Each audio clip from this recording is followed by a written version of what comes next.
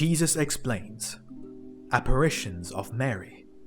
My adversary works with great cunning and malice. November 15th, 1953. Message 5806. From Jesus through Bertha Dudde. Spoken by Pascal. Whatever you ask for will be given to you, provided it serves the salvation of your soul. I lend an ear to every spiritual request, and I allow everyone's understanding to grow. And so I also correct what has found its way into your midst as erroneous teachings. Yet my words will find belief only in a few, for the people are already too deeply entangled in error for it to be eradicated so quickly, even though sound reason alone should be enough to recognize the absurdity of what is presented to them as truth.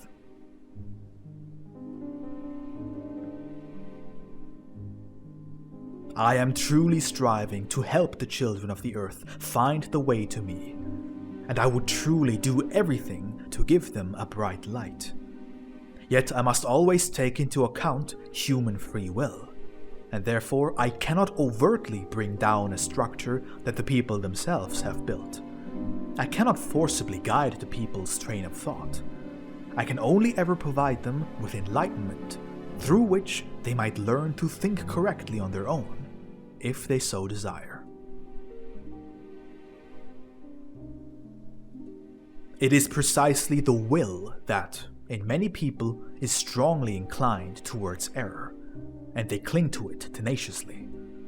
And the error lies in the fact that the people choose a path that does not lead directly to me, that they strive towards a goal and devote all their energies to it, a goal that is placed above me, which, however, in human terms means, you shall have no other gods besides me.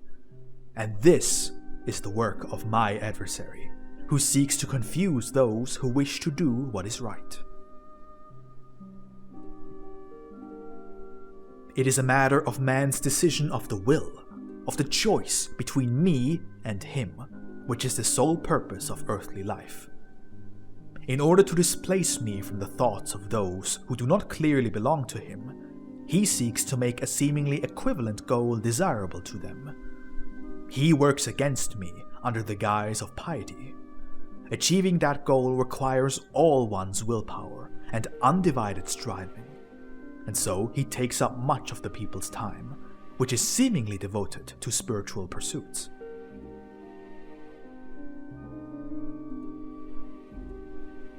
He found fertile ground for his counterwork, wherever a second image had already been erected alongside me, wherever the veneration of the Blessed Virgin Mary took precedence far above the pursuit of intimate union with me.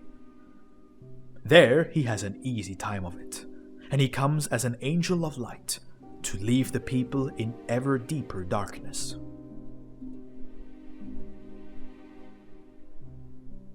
It is true that the beings of light may also appear to the people with my permission when great spiritual distress so requires, yet they will always point only to me. They will seek to guide the people towards true thinking.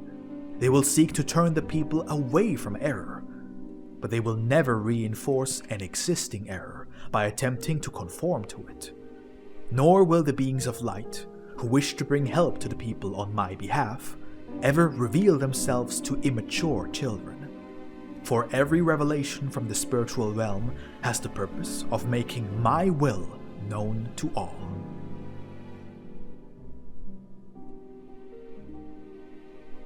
My adversary, however, seeks only to cause confusion. He seeks to prevent everything that could have a redemptive effect. He seeks to prevent intimate dialogue with me, prayer in spirit and in truth, which can consist of only brief words or heartfelt thoughts, by inducing the people to recite mechanical prayers in order to present himself as an angel of light. And in this way, he seeks to rob the people of precious time that they would better use for their own perfection if they were to turn to me in all simplicity and love and ask for my gracious help. My adversary acts with great cunning and malice. He does not hesitate to cloak himself in the garb of the Queen of Heaven, the purest, most radiant being, devoted to me with ardent love, who knows no other goal than to lead the people of earth to me, and who would therefore never step forward to draw the people's thoughts to herself. In recognition of the purpose and goal of human life on earth.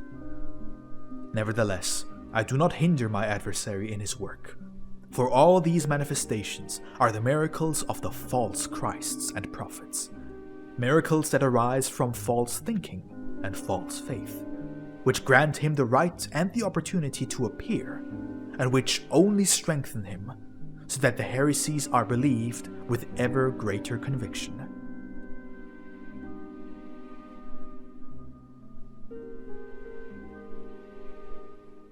Yet I always lovingly take care of those who have been led astray, but are of good will, by entering their thoughts, so that they may recognize the true goal, and, with the help of the beings of light who work on my behalf, ultimately reach the light. But for those who do not reflect, the path to me is greatly prolonged. For until they cast aside their burdens, they will not find the short path, which must be taken to reach me, the path of pure truth, upon which everyone may reach the goal in short order. Amen.